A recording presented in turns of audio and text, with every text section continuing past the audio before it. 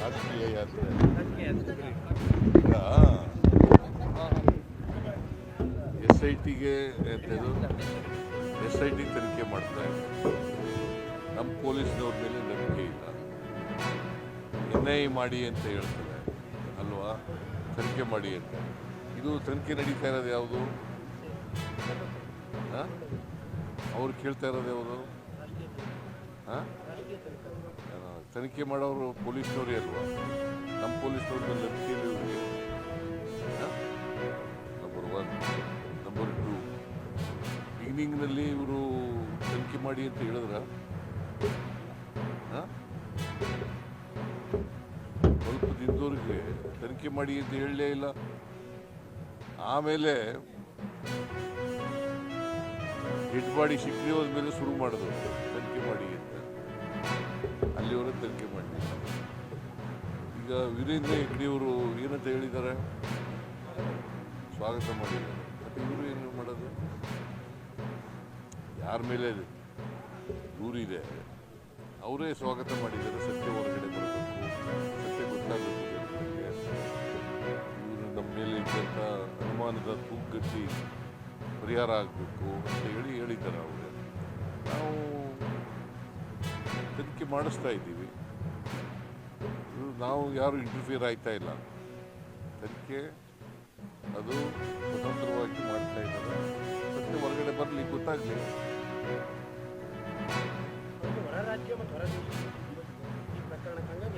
ಇವ್ರಿಗೆ ದುಡ್ಡು ಬಂದದೆ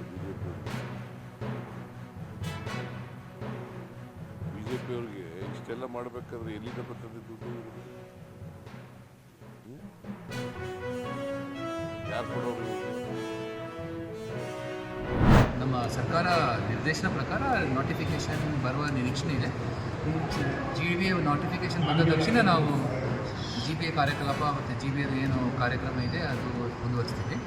ಸದ್ಯಕ್ಕೆ ಏನು ಕಾರ್ಪೊರೇಷನ್ ಆಗುತ್ತದೆ, ಆ ಕಾರ್ಪೊರೇಷನಿಗೆ ಎಲ್ಲೆಲ್ಲಿ ತಮ್ಮ ಕಚೇರಿ ಇರಬೇಕು, ಎಲ್ಲಿ ಯಾರು ಬರ್ತಾರೆ, ಅದು ಸರ್ಕಾರ ನೋಟಿಫಿಕೇಷನ್ ಬಂದ ತಕ್ಷಣವೇ ಅವರು ಕ್ರಮ ತಗೊಳ್ತಾರಾ ಅಥವಾ ಆಫೀಸರ್ ಬಂದ ತಕ್ಷಣ ಅವರು ತಮ್ಮ ಆಫೀಸ್ನಲ್ಲಿ ಕಚೇರಿನಲ್ಲಿ ಅವರು ಚಾರ್ಜ್ ತಗೊಳ್ತಾರೆ ಅಂತ ಹೇಳಿಬಿಟ್ಟು ಅದಕ್ಕೆ ನಾವು ಕಾರ್ಯಕ್ರಮ ಮಾಡ್ತಾಯಿದ್ದೀವಿ. ಅದು ನಾವು ಯಾವ ನೋಟಿಫಿಕೇಷನ್ ಇದೆ ಅಥವಾ ಅಧಿಸೂಚನೆ ಇದೆ ಅದರ ಆಧಾರದ ಮೇಲೆ ನಾವು ಕ್ರಮ ತಗೊಳ್ತೀವಿ. ಇದು ಏನಾದರೂ ಜನರು ಏನಾದರೂ ಇದರ ಬಗ್ಗೆ ಅವರು ಏನಾದರೂ ಹೇಳಿದರೆ ಅಥವಾ ಖಂಡಿತ ಸರ್ಕಾರ ಗಮನಕ್ಕೆ ತರ್ತೀವಿ. ಸರ್ಕಾರಕ್ಕೆ ಏನೋ ಪ್ರಸ್ತಾವನೆ ಕೊಡ್ತೀರಾ ಸರ್?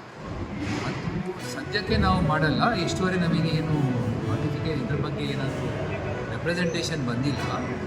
ಅವರು ಮನವಿ ಮಾಡಿದರೆ ನಾವು ಸರ್ಕಾರ ಗಮನಕ್ಕೆ ತರ್ತೀವಿ. ಅಥವಾ ಸರ್ಕಾರ ಏನು GBAದು ಏನು ಸಮಿತಿ ಇದೆ ಅದರಲ್ಲಿ ಸಹ ಇದರ ಬಗ್ಗೆ ಏನಾದರೂ ಚರ್ಚೆ ಮಾಡಲಿಕ್ಕೆ ಅವಕಾಶ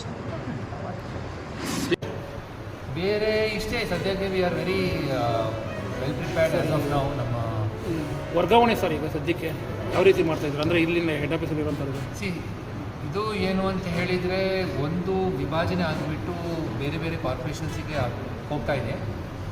ನಾವು ಚರ್ಚೆ ಮಾಡಿದ ಪ್ರಕಾರ ಸದ್ಯಕ್ಕೆ ಇಮಿಡಿಯೇಟ್ಲಿ ಎಲ್ಲ ಆಫೀಸಿಂದ ಚಾರ್ಜ್ ತಗೊಂಡ್ಬಿಟ್ಟು ಸಂಬಂಧಪಟ್ಟ ಕಾರ್ಪೊರೇಷನ್ ಅವರು ಕೆಲಸ ಮಾಡ್ತಾರೆ.